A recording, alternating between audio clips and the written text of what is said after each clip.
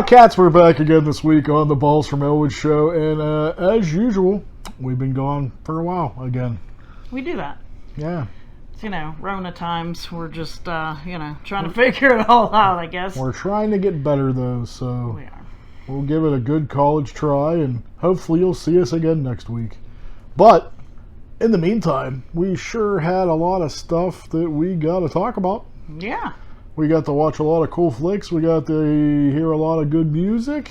Mm-hmm. We got some cool events coming up here, and we're going to tell you all about it. So I'm just going to start off real quick by telling everybody, if it's the first time or the 100th time you've seen our show, what's our show about, Xtina? Yeah. Can you give them a little, a little synopsis. Yeah, a little synopsis. We are all about horror movies and going to conventions and things like that, and we tell you about punk rock music and ska and talk about, sometimes what's going on in the world. I'm a big fan of true crime, so I do a little true crime segment. You might have heard of it. It's called Xtina's Depravity Corner. I don't know, did I cover it all? Yeah, I think you did it pretty good here. So that being said, you had mentioned we liked horror. We got to watch a lot of pretty cool horror flicks lately, and, let's get right into it. I'd like to take a little time and talk about the new George Romero flick that's been uncovered after 30-some plus years by, I think, his widow. And I don't know if I want to say it's a horror film, but it's definitely, I think you had the best review of it. It's definitely a conversation piece. Yeah. It's a little film about, he was commissioned to do from, I think it was the Presbyterian Church. And Izzy, tell them all about it. Tell them all about it, Izzy. This is our Sphinx cat, Izzy. We can't control her, so you might see her now and then. Yeah, she's a little wild. She's a little naked. She's a voyeur. Hopefully it don't get flagged, but, But anyway, the Presbyterian Church commissioned George Romero to do this, almost like a film about ageism and elder abuse. And, it's set in an amusement park that was at a locale at Pittsburgh. What was the name of the park, you remember? Westview Park. It was set in Westview Park, and it was more or less supposed to show you, why you should treat old people well. Which, and it is, it's... It kind of did, but yet it was kind of wacky. It's a little wacky, but I can't say that I didn't like it. It's surely a cinematic oddity, and...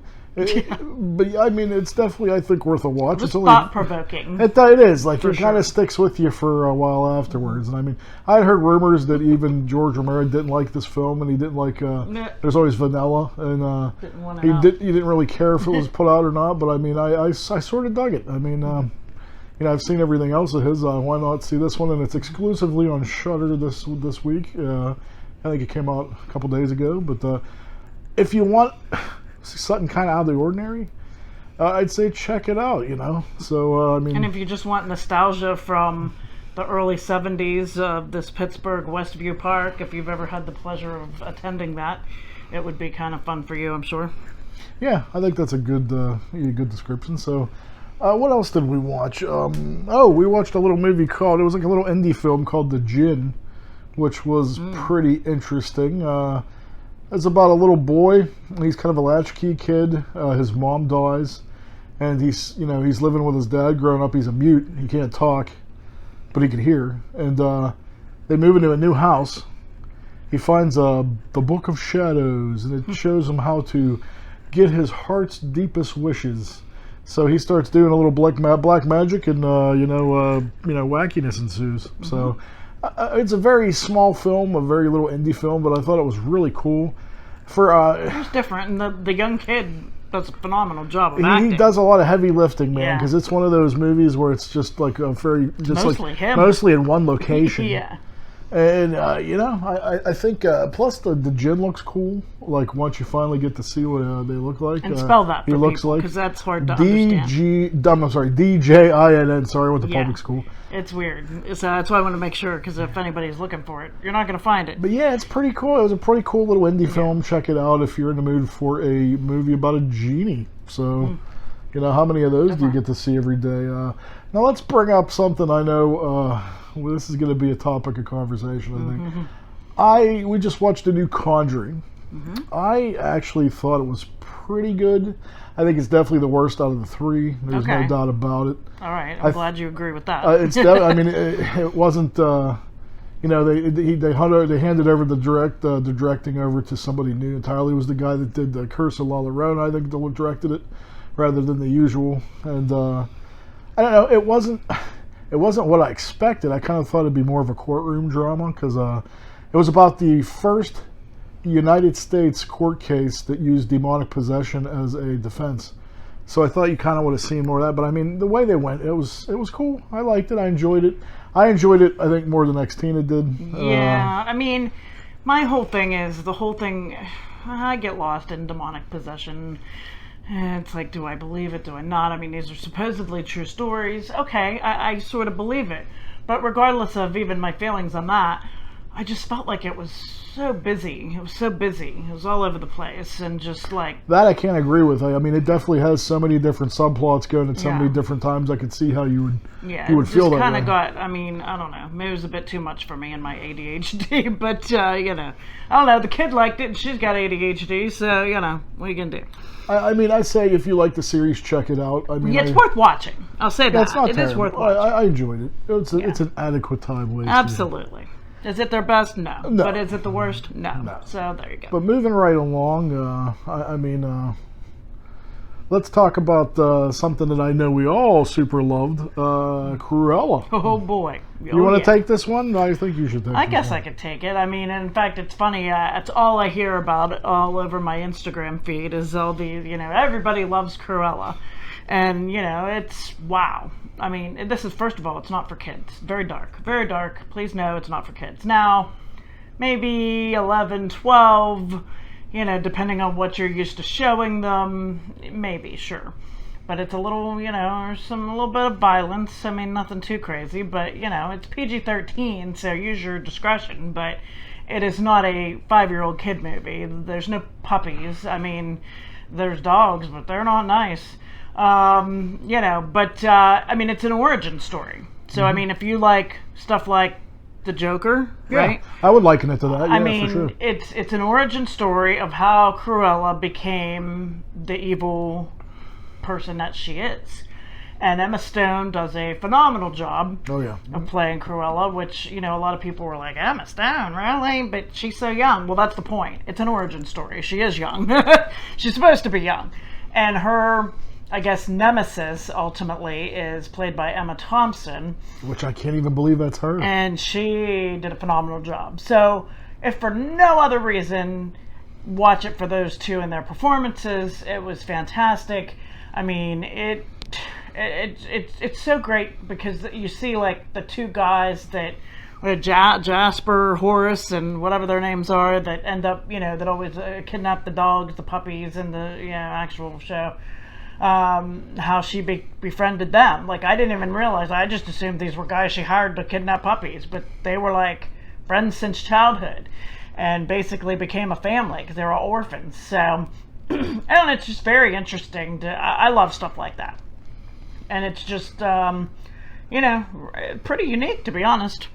Yeah, you know me. I'm not a big Disney fan for a bunch of different reasons, and I have to say, I can't believe I like this movie so much. Like, I have to say, it's a really cool character study. Like, if you ever wanted to know how, she became that way, it pretty much covers every base. It's like Disney's version of The Devil Wears Prada. That's the best way I can describe it. So. It honestly is, yeah. But yeah, I mean, it's great. Check it out. We loved it. But other than that, I mean, that's really the only flicks we've seen lately. We still got to go see A Quiet Place 2. That's going to be coming up here.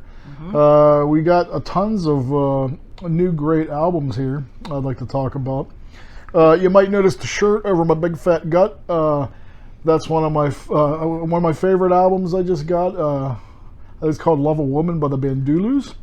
I got late to the party on that one, man. Like, I've seen the Slackers live show, and I fell in love with him ever since. And I hope I'm pronouncing this right, Jeremy Pena. I think he's going to be coming up on the show here soon too. We'll be chatting with him probably next week or the week after. So check out Love a Woman. You could get we got the vinyl, but it's very Motowny ska. Yeah, it's like a ska, rock but like steady, a Motown 50s like a feel. God, they're so good. Yes, they're so good. I just Anybody, like, you don't have to like rock, whatever. Like, you don't have to like a certain genre. Like, anybody could love this. It's so good. But yeah, other than that, moving right along, an album that I've been following progress, waiting for forever. New Boss Tones album. Anybody knows Balls knows how much I love the Boss Tones. Dickie is, God. he's a god to me. When God Was Great is the LP. It's a little different than you're used to. I mean, it's a very unique and very wide variety album. I mean, you got some really great, ska cut-ups on there. You got some, even a ballad. You even have some slow pieces. But all in all, every song pretty much has to deal with the past year and a half of craziness and the outtakes and how Dickie views the world and the Boss Tones view the world, and it's been in a constant rotation ever since. You know how much I love them guys, always do, and it was definitely well worth the wait for me. Another album I've been waiting for a long time. I've been bugging Xtina for like crazy for forever. It finally came out. We Are the Union, Ordinary Life, new album. I love them so much. Fantastic, yeah. It's very, very good. It's Reed, the lead singer, as you know, has been transitioning into a woman this past year and a half, and it's more or less, in her words, she said she didn't want it to be another, Lord Jane Grace like Transmorphia Blues. She wanted to kind of tell her own story, and it was, surely Lord Jane Grace is inspirational, but her story was a little different, and this chronicles the whole feelings of, transitioning. And there's a lot of personal and deep songs on this, and there's a lot of catchy poppy tunes too. There's a lot of catchy poppy ska tunes, and I can't get the model. Yeah, we can't get make them it easy out of my head. I yeah. can't get. It's just an incredible album. Yeah. You're not going to be sorry. You got to check it out. But it's now. I just seen today. They actually sold. They're in their 4th pressing of this album. Wow. That's incredible. Yeah, and they even put a letter out today, and they're like, we have always been a little small band, and just this kind of overwhelming, just it means the world to us. So like, please check them out. Let's see what else. New Bruce Lee band came out. I got new little EP from them. I love Mike Park and them guys. They just put out Skank and Pickle shirts again, which I was pretty happy about. And there's a full length coming very soon. I just seen they got done recording it. They didn't waste no time. So, and today I have to tell you, Xtina, you didn't even see this shit. I didn't even see this shit. But I got like nerd chills like you wouldn't believe. But waiting for so long, Evil Dead the game for PS5 finally released gameplay trailer. Dana DeLorenzo, he was even talking about it. Holy shit, it looks amazing. Woo! Check it out. It's coming out this year. So sometime over the summer, we're going to have Evil Dead for PS5. It's a cooperative game with a lot of well-known faces in the Evil Dead universe, and there's some surprise ones too. So, no spoiler alert. I'm not going to ever spoil anything for you. No worries, but check out the trailer. You're going to not be oh my gosh, I get just I gave it. And, other than that, I mean, we're going to be going to Steel... So actually, by the time you see this, we had been at Steel City Con in Pittsburgh at the Nerd Fest. Meeting a bunch of cool people. You're meeting a bunch of nerds. By the time you see this, we have been, this weekend, where this is airing, the Living Dead Festival, the Living Dead store will have its grand reopening in the Monroeville Mall. There's going to be all kinds of people there. There's going to be all kinds of stuff. It's actually... also a horror store too, just in general, not just Pittsburgh horror. Cool. And they're going to have from what I understand, Evil Dead cabin and cabin and work shed. And I guess you could pose with to get pictures and all kinds of new merchandise. And they got the museum set back up, so pretty sweet. But it's only open on Saturday and Sundays now, so if you want to check it out, make sure you go in the weekend in Monroeville Mall. Can't wait for that. I'm excited about that. We will be posting pictures and talking about all this on next week's show. One more thing before I turn it over to Xtina here. Was super excited for Ghostbusters Day. Gotta say, they didn't really give us too much as a fan. Got to see a couple new stills.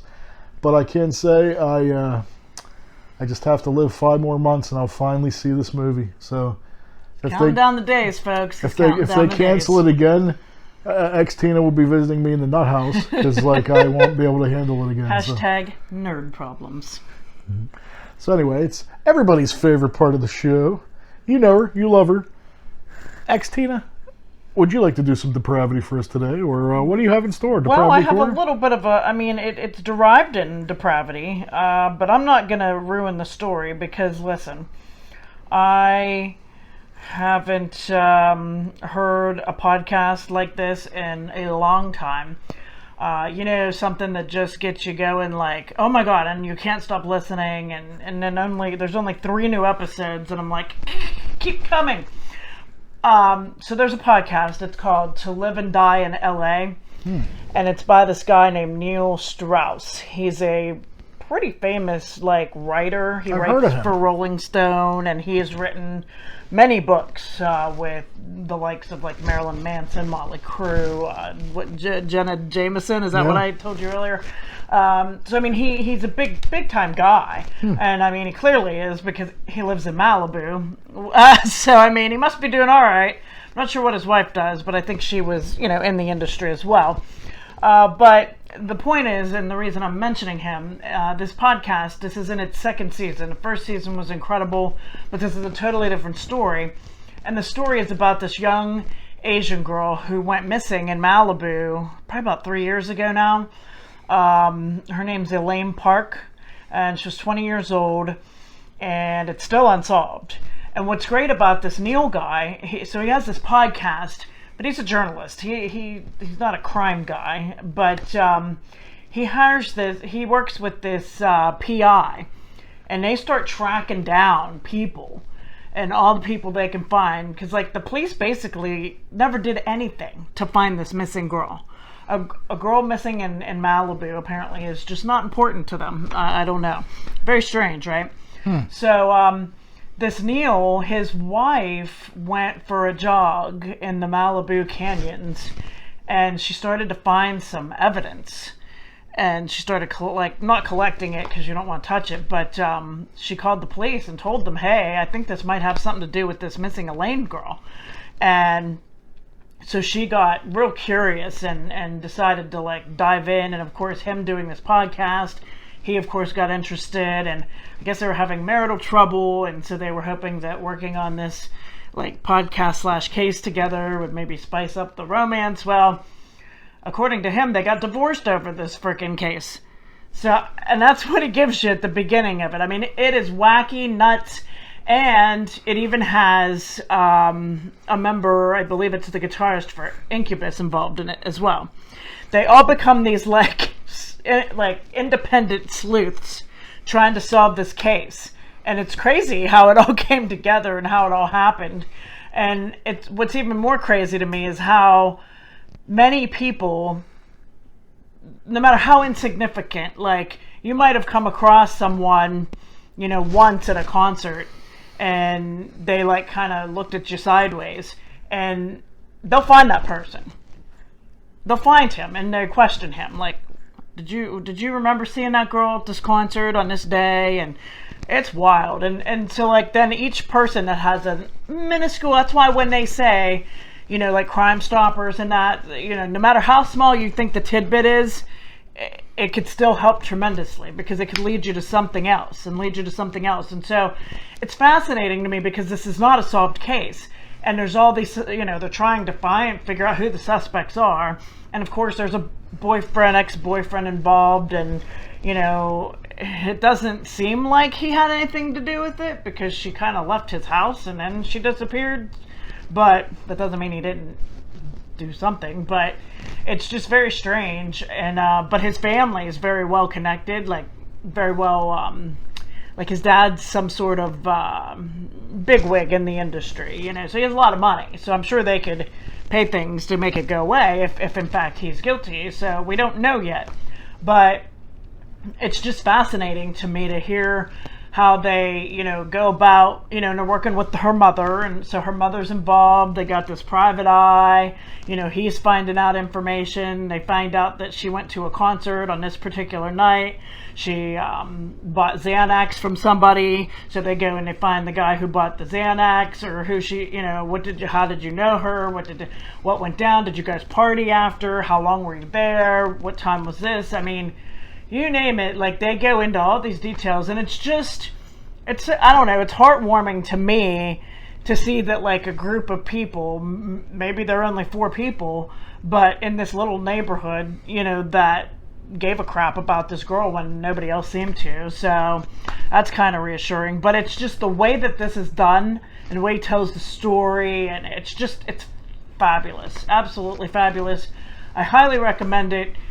That's why I don't want to go into the story, because I want him to tell you the story. Now, where can you find this? You can find it on anywhere you listen to podcasts. Apple Podcasts. What's it called? Spotify. It's called To Live and Die in LA. We'll put the logo up here so they can see what it looks like, and a couple pictures we'll give you. And like I said, and they're looking, and they actually tell you in each episode, like, hey, if you know anything about this, or you have any tidbit of information, or please let us know. You can get involved. You can be involved. You can solve the case.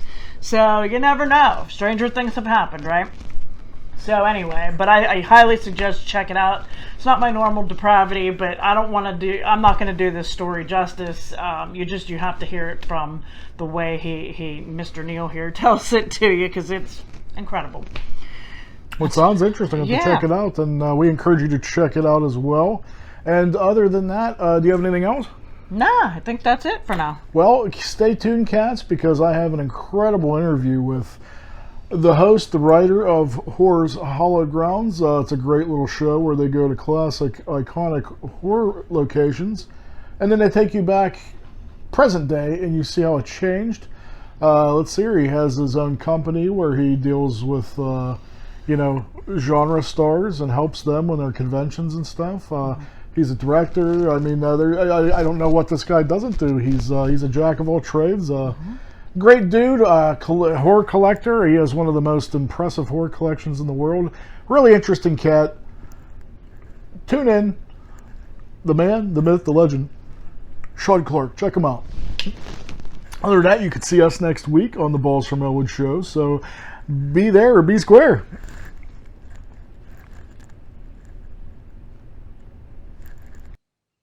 Hey now, cats, we're back again this week on the Balls from Ellwood show, and with me I have somebody that I've run into in the convention circuit quite a lot. I admire his show. He does a little bit of everything, man. He's a horror historian, he's a producer, he's a talent agent, and is the star of his own reality series, Horrors Hallowed Grounds. An incredible little show. That's where I've first seen you at. It's an incredible little show where they'll go to classic horror locations and they'll show you what they look like today and see how they differ, which I think that's just I've always thought that was a cool idea, man. And like you do it, and I'm addicted, man. I love all the places you've been. With me, Sean Clark. How you doing? Good, man. How you doing? I'm good. I just got back from shooting 5 new episodes. It was I was on the road for a week and a half, had to go to Georgia for some business, and then drove to Florida to visit family and do my first convention since March 2020.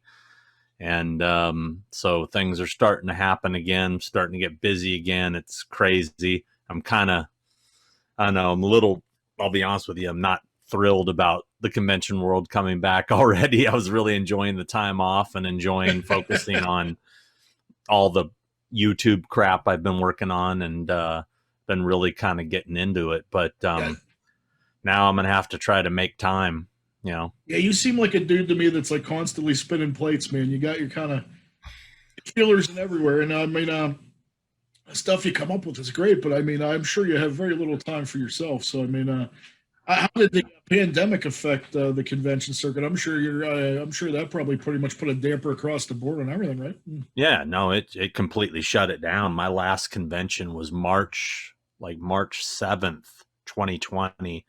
And then everything just closed. I mean, it was, sporting events, concerts, and conventions were like the last thing anybody was gonna, let happen during this. You have a business, Celebrity All Stars, is that correct? Convention All Stars, it's Or called. Convention All Stars? I mean, Yeah. I was going to ask you. I mean, you're always busy. Like, I run into you and like I'm like, yeah, hey, how you doing? But I don't ever want to bug you. But like, how does that work? Like, what exactly do you, what do you provide to these celebrities? Like, do you get them to conventions or like you set them up? Like, I seen you with Tom Atkins last time for the. I was talking to you for a few minutes. Last time he came for it was Adrian Barbeau and him for the Creep Show reunion up at the Monroeville Mall. Yeah. Basically, I'm a personal appearance agent. So if somebody wants to book Tom or Adrian for a convention, they contact me, and I put the deal together. I negotiate it, and then and then I go to the event usually and work with them and make sure everything goes good. But I can't be at every event. Like Adrian and Tom were both at Monster Mania, their little pop-up thing they did this past weekend in Philadelphia, and I had Stacey Nelkin there from Halloween 3 as well. And I couldn't be there because I was at Pensacon in Florida with James Remar and Zach Galligan. So, I can only be at one place, so I have to send my assistants. I have a lot of people that work with me, close friends that have been doing this with me for years. So, well, let me get into some questions I'm sure you've heard a million times, but I just want to get these out of the way so we can get to the more, I guess one's brave, won't waste your time. But what age did you first get into horror? Like, I always call it like Chasing the Dragon because I remember the first movie I seen. Feeling, and you want to feel that over and over again as a fan, and you're always looking for that feeling. Sometimes you get desensitized to things, but then you have that diamond in the rough, and you're like, it transports me anyway back to like when I was a kid and you got that feeling like, oh fuck, this is the best thing ever. Can you think one definitive moment like where you think that happened? I can't give you one definitive moment, but I totally relate exactly to what you're talking about. And that's why I think some of these films like Halloween and Jaws and these ones that affected us as kids, we watch them now, and maybe to, a kid today, they wouldn't think they're that scary. Like, oh, this isn't, Halloween. That's not that scary, whatever. But to us, when we watch them now, we kind of get a little feeling of that nostalgia and that vibe from when we were kids and it terrified us, and like you said, Chasing the Dragon, we're trying to get that feeling again. And unfortunately, as adults, we will never get that feeling again. It's never going to be like that. Maybe we'll see a movie that makes us uncomfortable, gives us a little scare, but that's about as good as it's going to get for us. Unfortunately, it's sad, but true. Yeah, I mean, that is such a hard thing to do to an adult, but a little kid, oh my God. I mean, there's certain movies that really messed me up when I was a kid. And like, same here. I mean, Alien was one of them. I was terrified that something was going to rip out of my stomach. Like I remember lying in bed staring at my stomach, if I had just a weird stomach ache, thinking maybe there's something in there. There growing. It is. It's coming out. Yeah. And then Trilogy of Terror. Exorcist still bothers me, man. Oh yeah. Oh, Trilogy. Oh my God. I love Trilogy. Trilogy of Terror. I got it sitting right here, right on my desk here. Your collection is it amazes me. Like I was watching a few weeks ago, and you have the original clown from Poltergeist, correct? Yeah, I have one of two that are known to exist. There was 4 made for the movie. There's only 2 known to still exist. There's mine, and then there's the one that's been in Planet Hollywood in Vegas for like 20 years. And that's the one that went to auction recently, and Zach Baggins from Ghost Hunters bought. So that was a scene from when I was a kid that scared the shit out of me, man. Like that's me back then. That's one of them. I mean, we could probably go on all day. Let me ask you this: your world, your life revolves so much around the genre. How do you feel your life would differ had you never embraced horror? Oh God, who knows? Who knows? I mean, everything, where I am in my career is really based on just a series of events, that doors that just kept opening, and just dumb luck. I mean, a lot of dumb luck, you know. I mean, obviously I have some skill, you know, I have a gift of gab. I have a way of, I just didn't dumb luck into everything. But it's, it's crazy when I just kind of look back at all the various things that happened that led to the next thing, that led to the next thing. And, I was just talking, I saw my mom, a few days ago when I was in Florida, and we were just having this discussion. And I said to her, I said, I am so grateful that you and Dad decided to move to California, because I was born in Anchorage, Alaska. Oh, wow. And I cannot imagine what my life would have been had we stayed in Anchorage, Alaska, because I definitely wouldn't be talking to you right now. You know what I mean? No All the things that put me on this path, I never would have been introduced to had I not lived in California, you know? And who knows if I would have even been a horror fan. I don't know, you know? I mean, I did see my first few horror movies in Alaska before I moved here. We moved when I was like 5 or 6 years old. Mm-hmm. So I remember seeing, and I was little, mind you, I remember seeing The Exorcist in the theater. I remember seeing Jaws in the theater. And I was like 4, 5 years old. And, obviously in hindsight, my parents are probably like, yeah, we probably shouldn't have taken you to see that. But they were young. They were 17 and 18 when they had me. And we were by no means well off, and they couldn't afford babysitters and stuff. So they took me, and they were young. They liked horror movies. So, and I'm grateful for that, because it kind of made me feel like it was always a part of my life. Like it was normal. You know what I mean? Like being into horror movies is, that's a thing. Everybody does that, right? I mean, my parents did it, it was always there. So it didn't seem unusual to me, I wanted to talk a little bit about your collection that we mentioned earlier. What got you first into collecting memorabilia, and when did you start? Was you a kid? Yeah, I mean, I've always been somebody who was a bit of a pack rat. So I kind of feel like I started collecting right away, but I don't, as far as, I think I started collecting Kiss stuff when I was, in the 70s. When I was obsessed with Kiss, and I still am. I still have a massive Kiss collection, and classic Kiss, like the original makeup era. Yeah. But I don't know. It's as far as props, I think the first time I got something that was screen used from a film, it just kind of made me go, wow, that's crazy that I own this thing that is in that movie that I love. I own it. See that? I have it right here, and there was something about that.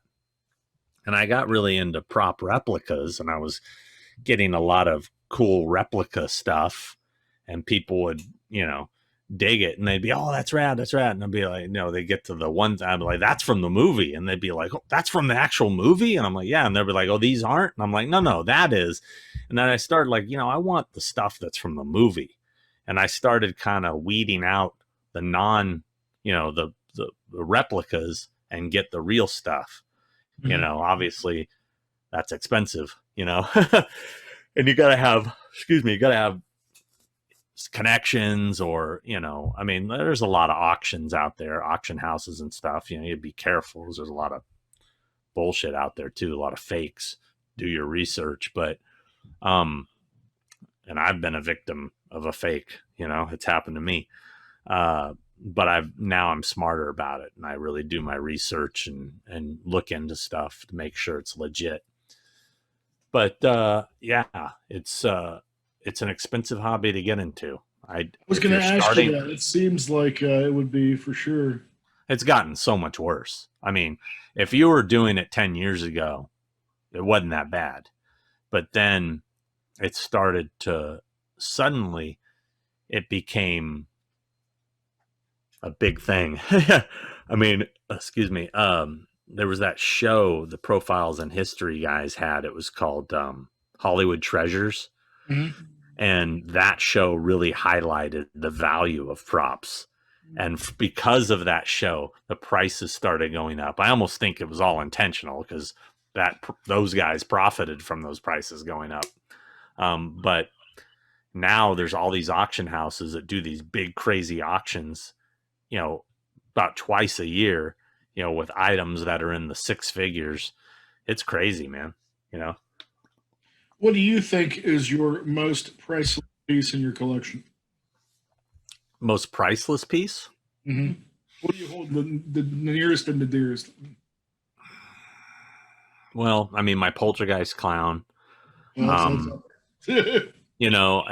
kind of bums me out that there is another one out there, And the funny thing is now that Zach Baggins guy is getting all this press and people are like, he's got the poltergeist clown. I go, well, he has a poltergeist clown.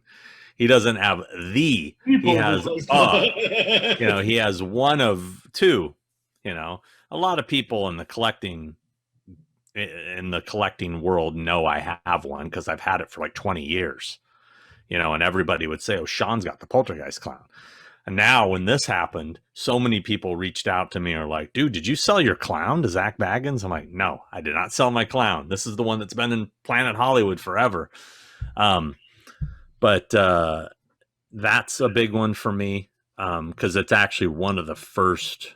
It's not my first prop, but it's one of the first like pieces I got that was like, holy shit. Like it was the first real big piece I got, and I stole that thing price wise. I mean, what I paid for it. Yeah. I mean, I can't believe it. And then probably my other big one is James Remar's vest from the Warriors, his Warriors vest. Ooh, nice. Yeah. And I have his belt and belt buckle also. So I got all three of those from him. That's a big deal. And then probably I have one of Ace Frehley's vests from Love Gun. From cool. The 70s era. So it's from the Love Gun tour. It's not like the reunion stuff. It's 70s. So that's a big one for me. Those are probably my favorites, those three. Has any horror actors ever came to see your collection personally? Yeah. I've had several people over here that have seen it. Trying to think of all the people that have come over and seen it. Well, Corey Haim had been over here. Obviously that was a while ago. Jeff Daniel Phillips has been over here. Tom Payne. Daniel Roebuck. Oh, wow.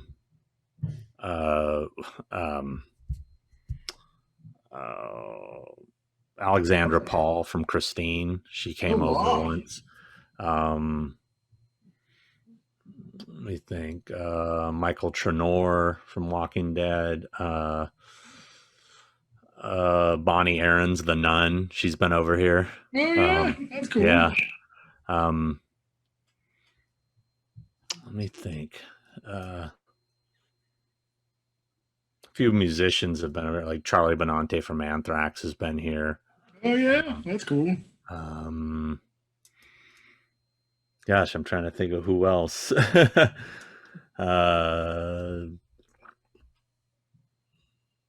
Brett Wagner, who's Leatherface for the first part of the remake, and he was in the Crazies also. Mm-hmm.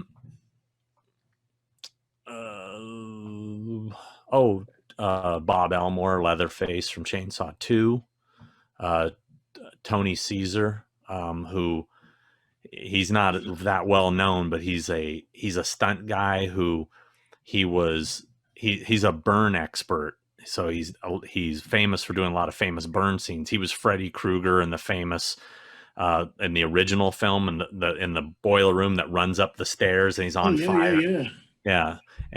He did all of Wes Craven's movies. He was in The Thing, when he runs out and busts through the wall and he's on fire. That's him. That's him. I mean, he was Ghostface in the original Scream for a few scenes. He was also as a stunt coordinator on Scream. He's been over here.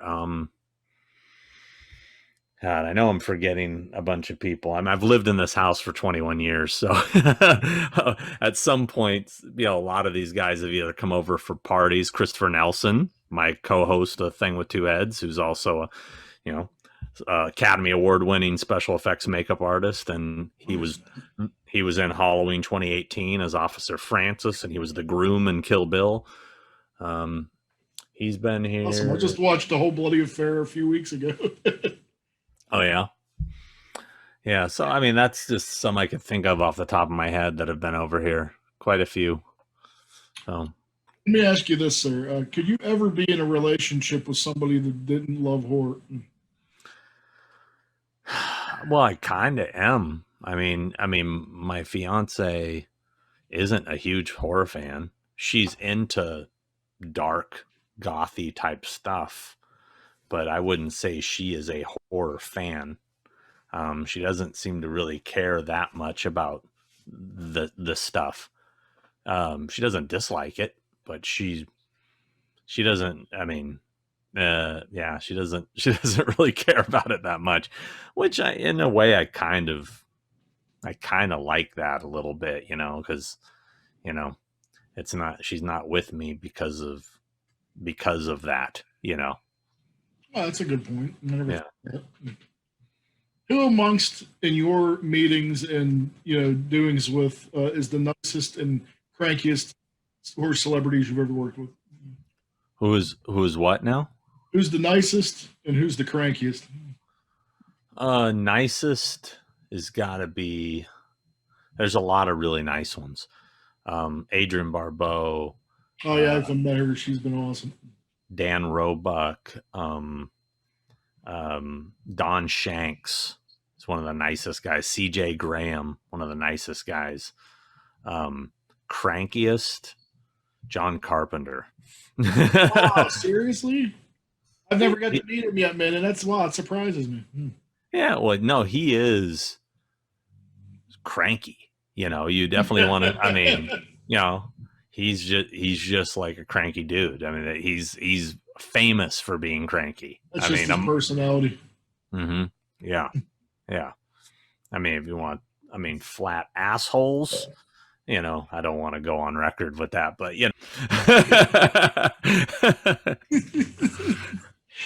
Okay, let's talk about Horrors Hallowed Grounds. Yeah. How did this show come to fruition? Like, how did that happen? Horrors Hallowed Grounds? Yeah. It started as a hobby that I was just, going to filming locations, and I made this video. This is pre-internet. I made a video. It was called Halloween the Retrospective, and it was really crudely edited I had 2 VCRs with like flying erase heads, so you could do editing, but it was okay. But I was editing like clips from the movie and then me at the locations, and then I kind of did a narration over it. Me and my friend grabbed a pizza and some beer and sat down and just kind of talked shit over it. And that was sort of I guess you could equate it to like a band demo, it was like the garage version. And that started to make its rounds amongst like horror trading, VHS trading circles. And still to today, I don't even have a copy of it. I wish I had. Yeah, I don't even own a copy of it. I wish I had it. But people every once in a while say, "Oh, I have your old VHS," and I'd be like, "Oh, no shit." But so it started with that, and then when I was writing for, I was a journalist, and I was writing for, I think at the time it was called the Horror Channel, but it wasn't a real channel. It was just a website that was trying to become a channel. And I pitched them the idea of an article where I would go and I would talk about the filming locations, and I'd show pictures of from the movie and then today. And so we started doing that online. It got really popular. And then when I was working on the Halloween 25 Years of Terror documentary, I went in Malika Cod's office one day and we were talking about the bonus features. And he asked me if I had any ideas. We needed more stuff for the bonus features. We want more stuff. And I said, well, you know, I have this thing I do online. It's called Horrors Hallowed Grounds, where I go to filming locations, and I've always kind of envisioned it as a show. And I explained it to him, and he was like, okay, yeah, do that.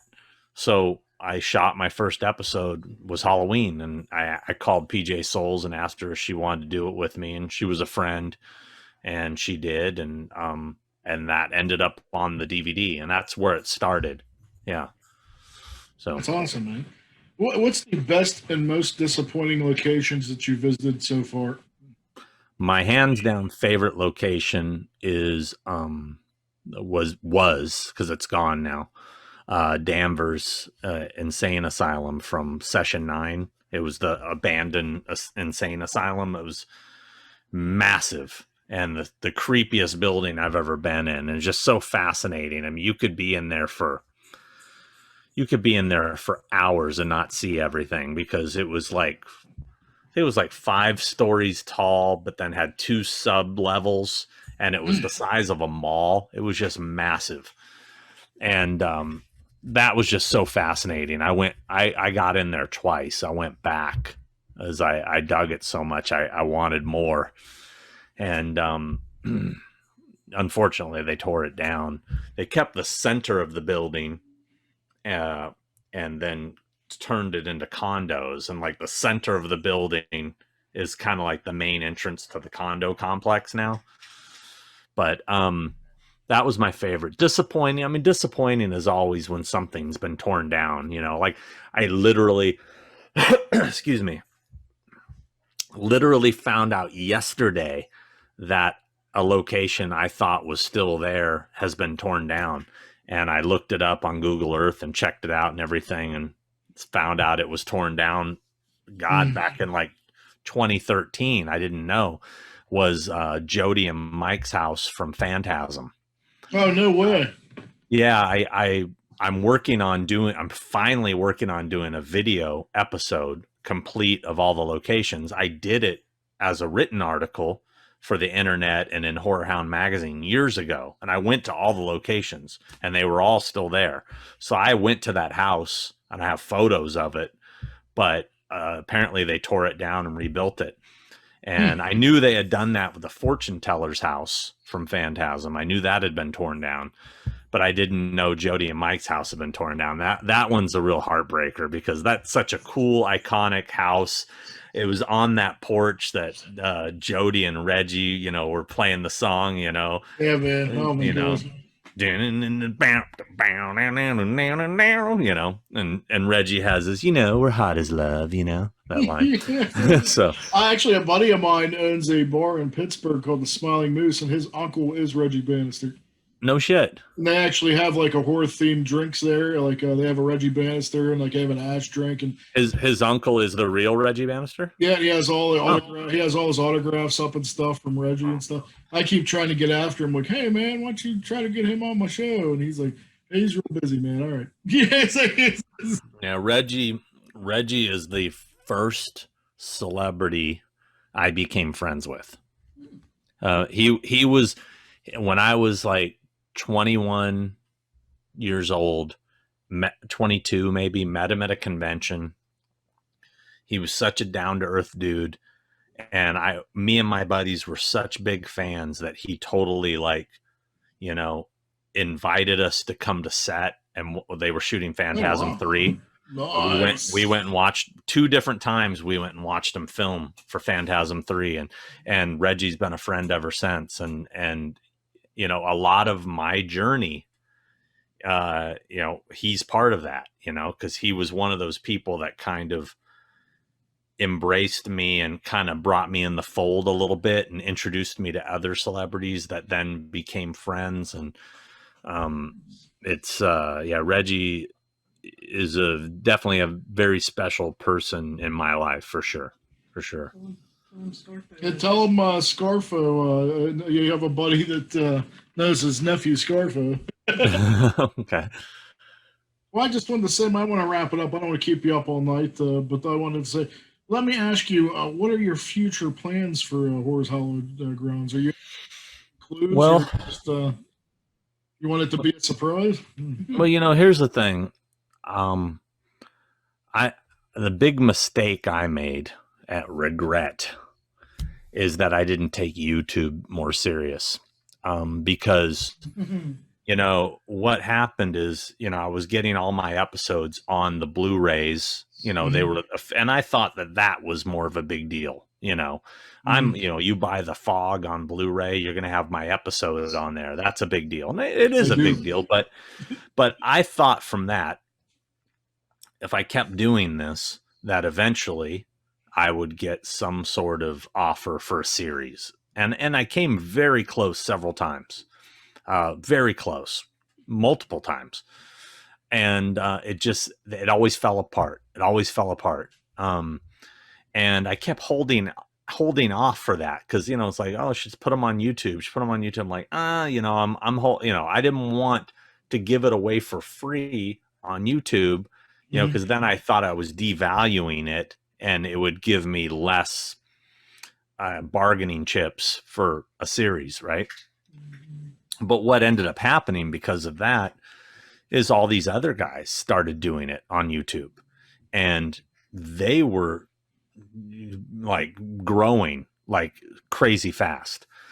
And, you know, one of them is a good friend of mine. He goes by Adam the Woo, and, you know, he's a buddy, and, you know, he makes a living doing these videos. Now, he doesn't just do filming locations. He does other stuff, but that's a big part of it. And now there's tons of guys doing filming locations. There's, you know, not to knock, you know, knock them, because there's some I really like, and there's some that it's so obvious they're literally watching our videos and just copying them, and you know, using it for content, because all they care about is clicks and viewing hours to try to make money. And for me, I'm very passionate about the things I do. The videos I do, I put a ton of time into, and I'm passionate, you know, it's something I love. I totally understand that. So it bothers me. And me and Adam have this discussion, you know, we'll see a video pop up by somebody and we'll call each other and go, dude, that person basically just, you know, watched our videos and went out and popped. And it gets annoying. It does get annoying. And then it's even more annoying to watch those people grow faster than my channel. You know, I decided to start my channel when the pandemic happened. So it's been up for just a little over a year now. And I started uploading all my old content, because one thing I noticed over the years, people were coming up to me at conventions and saying, "Oh, dude, I love your YouTube channel." And I'd be like, I don't have a YouTube channel. But yes, people keep illegally uploading my videos, because people were ripping the Blu-rays and putting the content on YouTube. And I had to have them all taken down, you know, because I mean, some of them had close to 1 million views, and someone else was making money off that, you know. And so I figured, you know, I'm going to put all my stuff up, and then I'll make some new stuff during the pandemic. So I started going out and making new episodes because I had all this free time. Now, what I didn't have was my crew, because I normally had a camera guy that went with me. I had an editor who edited the episodes. Now I'm doing everything myself. I'm shooting it myself. I'm editing it myself. A lot of work. And it changes the quality a little bit, you know, but I'm kind of getting better at, you know, making those things work. So when I went to Georgia, I shot 5 episodes. Nice. And, you know, I also started another series because I wanted to do non-horror stuff that I love too.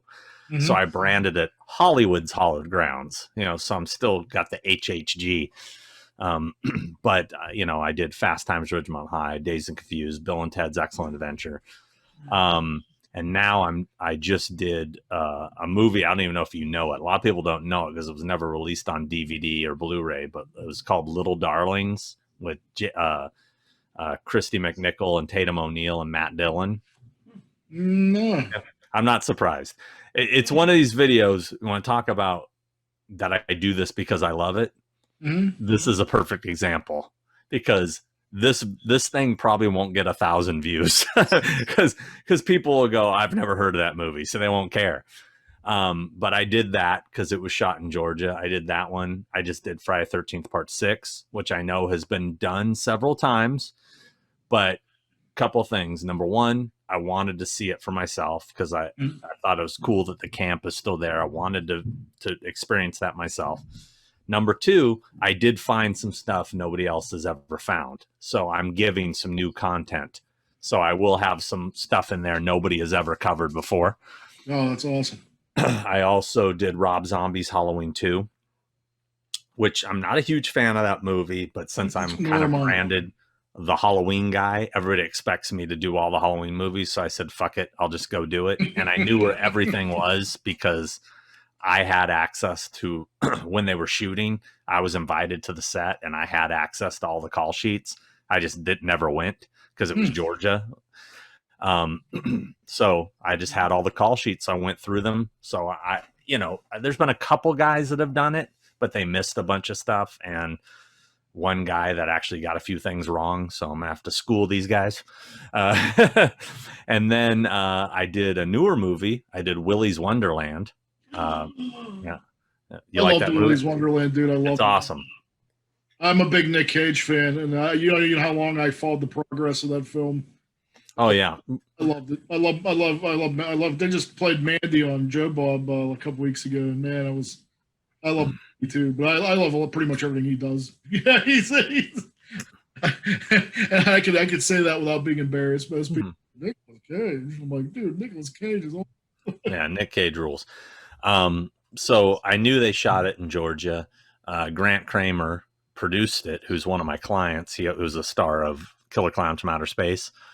And he also played Willy in the movie. If you recognized him or not, he was Willy that, like sacrifices himself. And so I called him up and said, hey man, where did you shoot all that? Because I knew it was like 5 locations. So I figured I could bang it out quick. So I did that one. And then the other one I did, also not a great movie, Pet Sematary 2. I did that while I was there. I love the first one, man. I don't know. Yeah, the second one's not good. I tried to give the second one a chance so many different times, but yeah, it's not for me. It's worth watching just for Clancy Brown's performance, but I love other than that, Clancy Brown. Yeah, he's probably the best part about it for sure. He's definitely the only good part about it. Actually, the Pulley kid is pretty good in it too. Correct me if I'm wrong. Was that not Mary Lambert too? It was hard to believe it was the same director. I can't believe that, man. Like I'm just like, how did you go from that to that? Although I have to say, I probably like Pet Sematary 2 better than the remake. I don't know. It's a tough one. That's like, do you like poop or diarrhea? Which one do you like? Yeah, that's tough. But so anyway, I knew they were all fairly close to each other. So I did all 5 of those. And I'm currently working on Rob Zombie's Halloween 1, his 2007 one. I'm editing that right now. And then I have other episodes that are kind of being pieced together. Phantasm being one, Lost Boys being another, Killer Clowns from Outer Space is another one. And Christine also I'm working on. So I want to thank you for being a guest, dude. I've always wanted to chat with you. I could probably chat with you for another 2 weeks easily. We didn't even get into music. You said we were going to talk about music. I know. You know what? You're just going to have to come back. I'll come back. We'll talk music. I'm Awesome. wearing my Wasp Ghoulie shirt. Come I on. want to thank you, Sean. Thank you so much for being my guest. I've always wanted to talk to you. I bump into you here and there at the conventions, and I want to bug you because then you're busy. But Nah. I've always wanted to say hi, man. So thank you so much. There you have it. The man, the myth, the legend, Sean Clark. Peace and love, sir. Take care, man. Thanks for having me on.